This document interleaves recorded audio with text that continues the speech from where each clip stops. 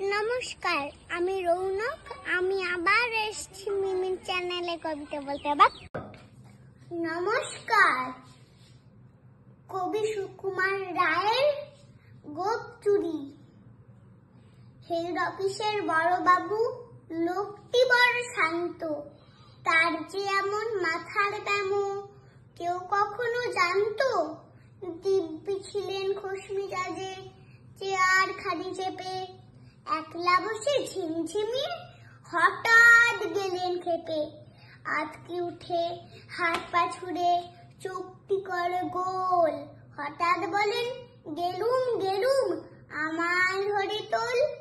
তাই শুনে কেউ বদ্যি রাখে, কেউ বা হাঁকে পুলিশ, কেউ বা বলে কামড়ে দেবে সাবধানে তেতুলিশ।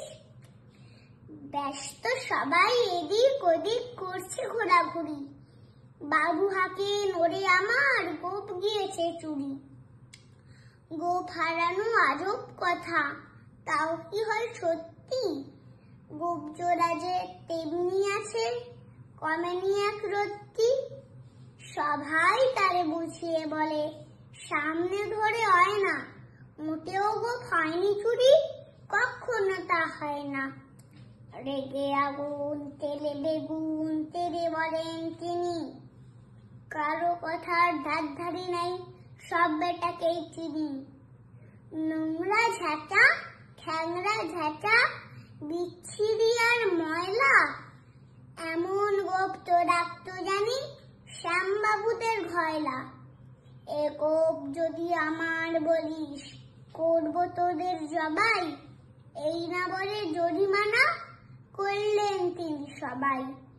ভীষণ রেগে বিষম খেয়ে দিনেন লিখে কাঁথায়, কাউকে বেশি লাই দিতে নেই, সবাই চড়ে মাথায়। অফিসের এই বাদরগুলো মাথায় খালি গোবর, গোপ জোড়া যে কোথায় গেল কেউ রাখে না খবর। ইচ্ছে করে এই বেটাদের গোপ ধরে খুব নাচি, মূর্খগুলোর মুন্ডু ধরে কোদাল দিয়ে চাচি। গোপ কি বলে তোমার আমার, গোপ কি কারো ঘেনা? গোপের আমি গোপের তুমি, তাই দিয়ে দিয়েছে না। নমস্কার।